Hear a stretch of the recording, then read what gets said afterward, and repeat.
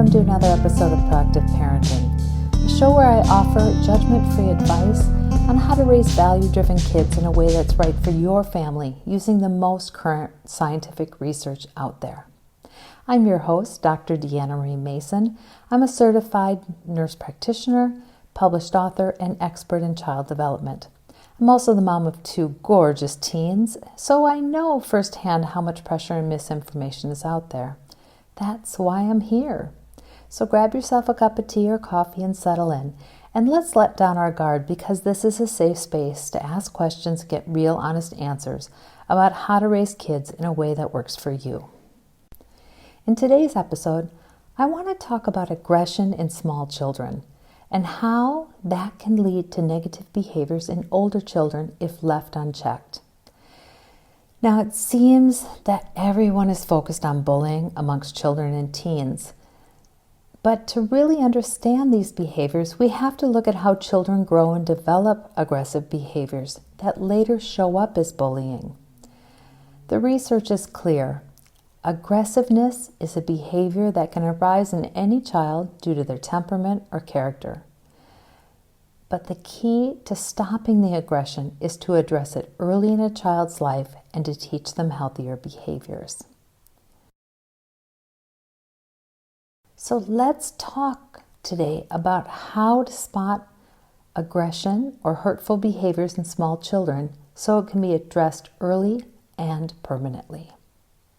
Just to let you know, a large part of today's episode is based on developmental theory and also the Play Nicely series that specifically focuses on interpersonal relationships and emotional learning in small children.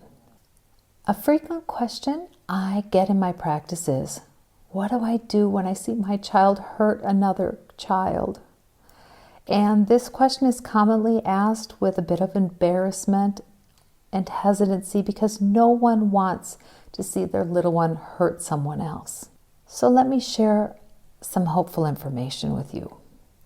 All children between ages 1 and 3 may be aggressive, and this usually peaks around 24 months. Luckily, most kiddos learn to have less aggressive behaviors between 3 and 7 years of age. So you may be wondering, what does aggression look like in little children? Well, it usually shows itself as hitting, pushing, kicking, poking, pinching, biting, hair pulling, or taking things from others. I believe that anyone who cares for children, and especially their parents, can help reduce aggression by guiding little ones towards non-hurtful behaviors while they're still young. It's important to remember that addressing aggression is not just a one-time lesson or quick fix. Instead, it's a guiding process that takes place over days, months, years, until the child has learned healthier behaviors to deal with their feelings. I know that some parents may not see some of the behaviors I listed off as a bad thing or think that little ones will just outgrow them with time. But the research is clear. Children do not outgrow aggression. A large international study followed boys from age 6 to age 15. They found within this study 5 to 10% of these boys had persistent aggression. And within this group with persistent aggression, the aggression levels increased year on year. These boys never outgrew it. It just continued to increase over time.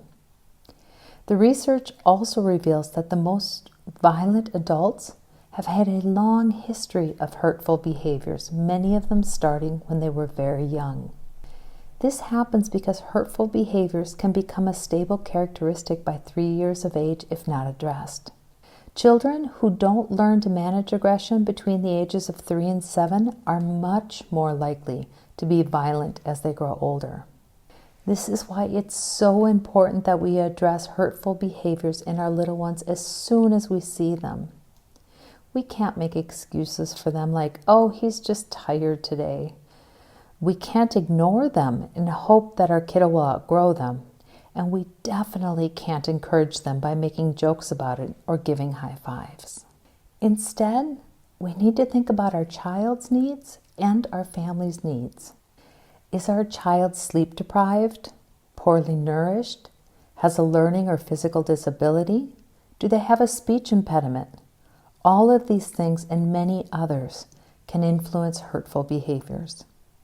We also need to take a look at our family. Are there any mental health issues like depression or anxiety? Is there any substance abuse? Has there been a big change like divorce or the creation of a new blended family? Has a new sibling been born? All of these variables can influence our child's behavior because they can create strong emotions. Emotions that small children may not be able to recognize and struggle to deal with, and in the end may come out as hurtful behaviors. Luckily, there's 5 easy to understand steps to help reduce hurtful behaviors and guide little ones towards kinder behaviors. The first is we need to teach our children not to be victims. Second is to learn how to respond when we see hurtful behaviors. Third, decrease exposure to violent content. Fourth, show love. And fifth, be consistent. So let's take a look at each of these steps a little closer to understand them better. Let's start with the first, teaching our kids not to be a victim.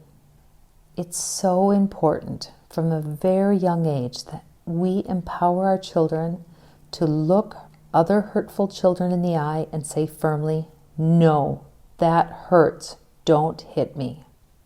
And that might seem hard to do, but we can do this by teaching our children what being hurtful means, explaining that when someone is pinching, poking, kicking, or taking something away, that's hurtful. And we don't want to do that to someone else, and we don't have to tolerate someone doing it to us.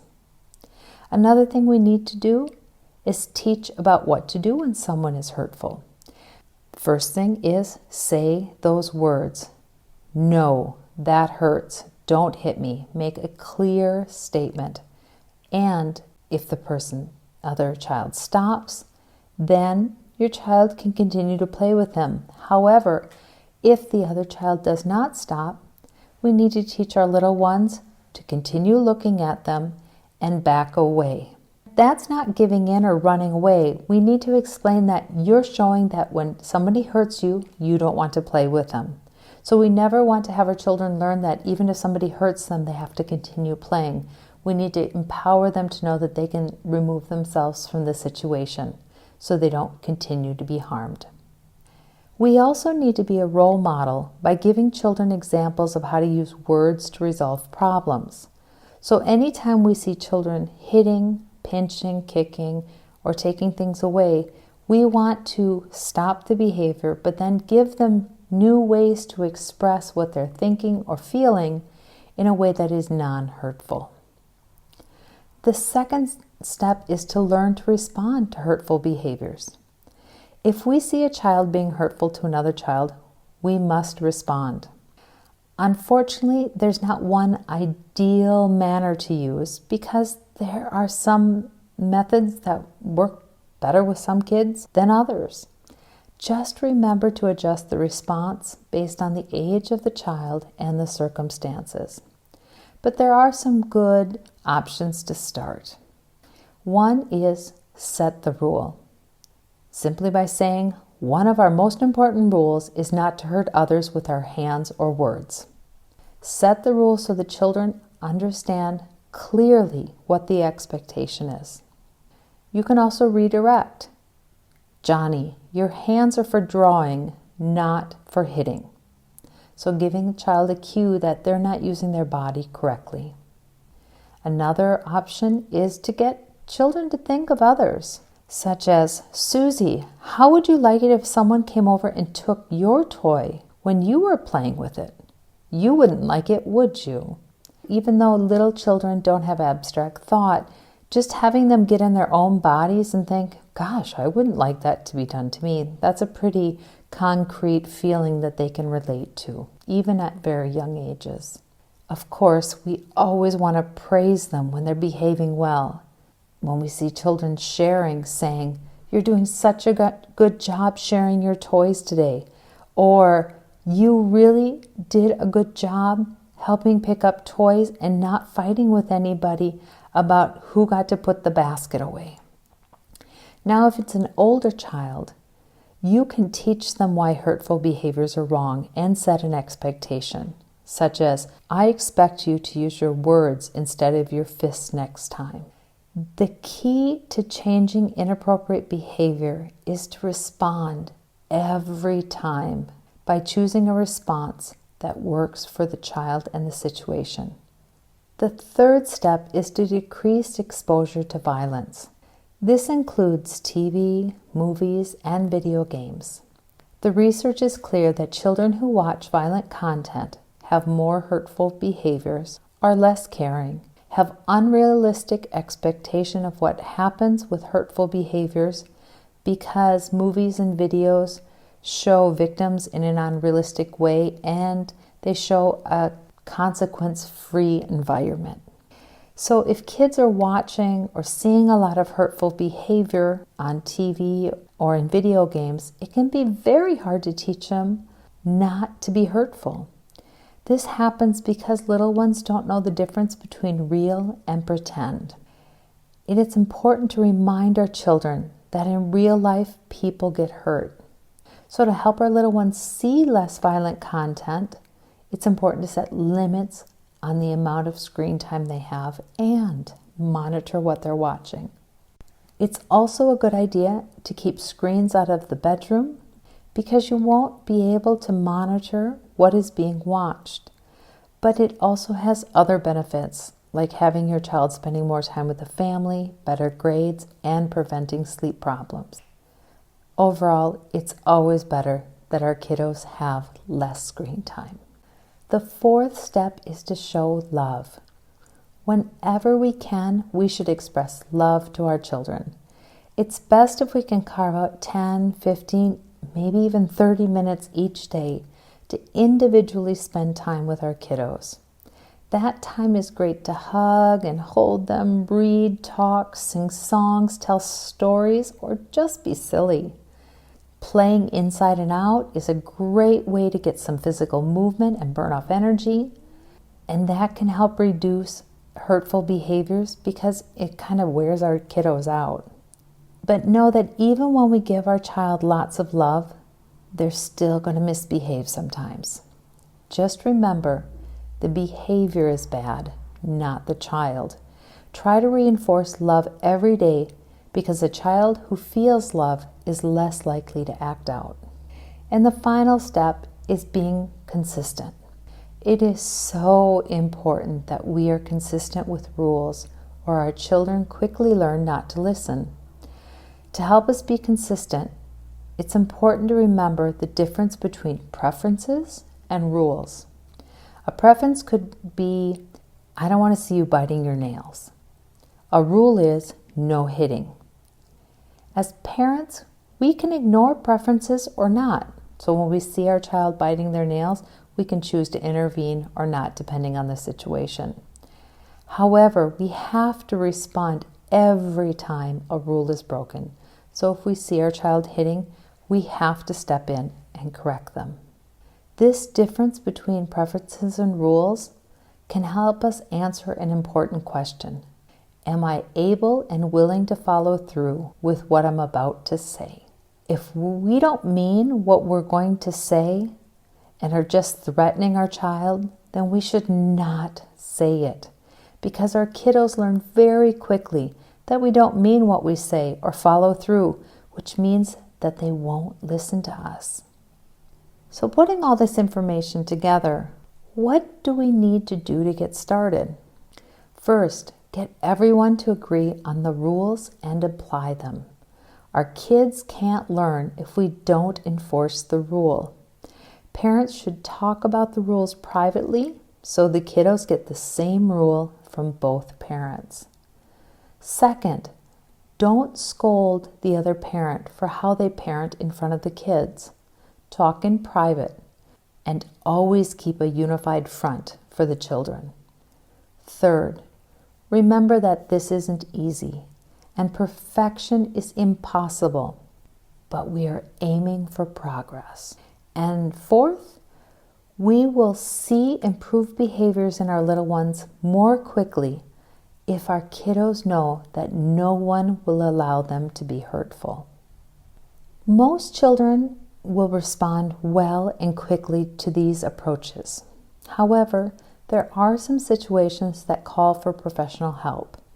These include a child who is frequently hurtful towards themselves, others, and pets, a child who never follows directions or listens, a child who does not seem attached to his or her caregivers, a child who rarely looks at you or touches you, a child who does not return to you in an unfamiliar place for some reassurance, or a child who frequently watches and enjoys violent TV, movies, or video games.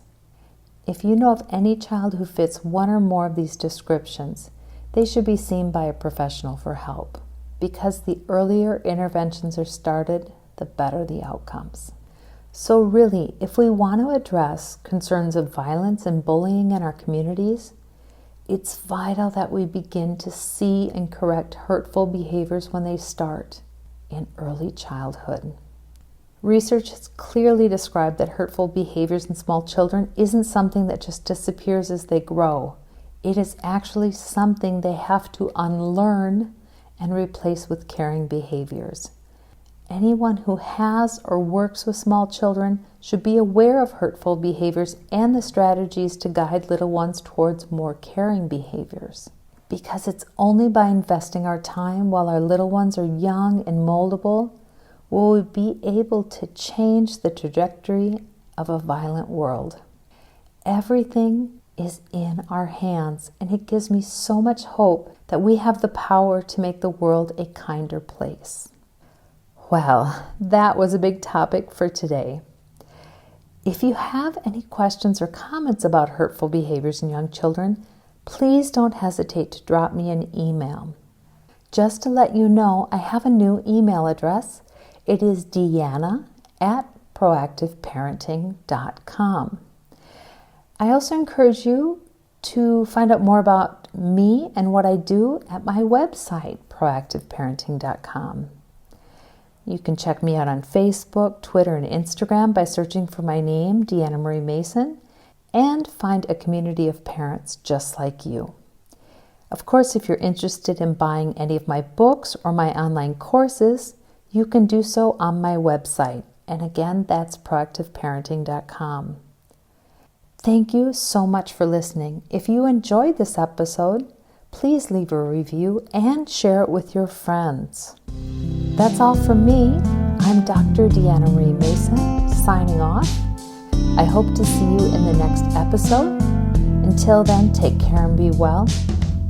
Bye-bye.